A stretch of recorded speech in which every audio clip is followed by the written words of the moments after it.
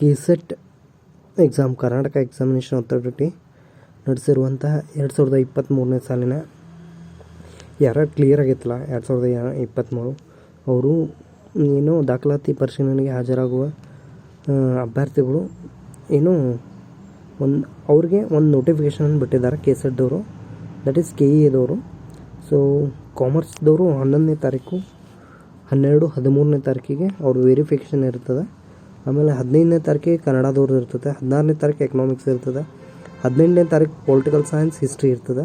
ಆಮೇಲೆ ಮತ್ತು 19ನೇ ತಾರೀಕು sociology geography Hindi management education ಇರ್ತದೆ. ಮತ್ತು ಆಲ್ಸೋ 20ನೇ ತಾರೀಕು ಲಾ ಕಂಪ್ಯೂಟರ್ ಸೈನ್ಸ್ ಆ್ಯಂಡ್ ಕೆಮಿಕಲ್ ಸೈನ್ಸ್ದವ್ರದ್ದು ಇರ್ತದೆ. ಆಮೇಲೆ 22ನೇ ತಾರೀಕು ಅದರ್ ಸಬ್ಜೆಕ್ಟ್ಸ್ ಇರ್ತದೆ ಆ್ಯಂಡ್ ಸೋ ಆನ್. ಸೊ ಅವ್ರೇನು ಮಾಡಬೇಕು, ನೀವೇನೇನು ಡಾಕ್ಯುಮೆಂಟ್ಸನ್ನು ಲೈಕ್ 3B ಇರ್ಬೋದು, ಸೊ ಏನೇನು ಎಲ್ಲ 2 ಸೆಟ್ ಜೆರಾಕ್ಸನ್ನು ತೊಗೊಂಡೋಗ್ಬೇಕು.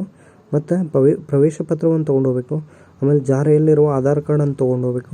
ಆಮೇಲೆ ಸ್ನಾತಕೋತ್ತರ ಪದವಿ ಎಲ್ಲ ವರ್ಷಗಳ ಸೆಮಿಸ್ಟರ್ ಅಂಕಪಟ್ಟಿ ಮತ್ತು ಪ್ರಮಾಣ ಪತ್ರವನ್ನು ತೊಗೊಂಡೋಗ್ಬೇಕು.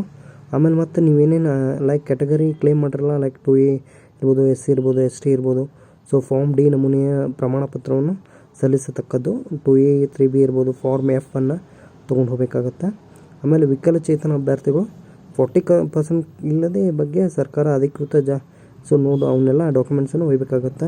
ಸೊ ನೀವು ಅನ್ಕೋಬೋದು ಪ್ಲೇಸ್ ಎಲ್ಲಿ ಅಂತೇಳಿ. ಮೂಲ ದಾಖಲೆ ಪರಿಶೀಲನೆಯನ್ನು ಕರ್ನಾಟಕ ಪರೀಕ್ಷಾ ಪ್ರಾಧಿಕಾರ ಕಚೇರಿ 18ನೇ ಕ್ರಾಸ್ ಸಂಪಿಗೆ ರಸ್ತೆ, ಮಲ್ಲೇಶ್ವರಂ, ಬೆಂಗಳೂರು ಅಲ್ಲಿ ವೆರಿಫಿಕೇಷನ್ ಮಾಡಲಾಗುತ್ತದೆ. ಸೊ ಎಲ್ಲಂದ್ರೆ ಕರ್ನಾಟಕ ಪರೀಕ್ಷಾ ಪ್ರಾಧಿಕಾರ ಕಚೇರಿ 18ನೇ ಕ್ರಾಸ್ ಸಂಪಿಗೆ ರಸ್ತೆ, ಮಲ್ಲೇಶ್ವರಂ ಅಲ್ಲೇ ದಾಖಲೆ ಪರಿಶೀಲನೆ ಮಾಡಲಾಗುವುದು. ಸೊ ಮೂಲ ದಾಖಲೆ ಪರಿಶೀಲನೆ ಅಭ್ಯರ್ಥಿಗಳು ಖುದ್ದು ಹಾಜರಾಗತಕ್ಕದ್ದು.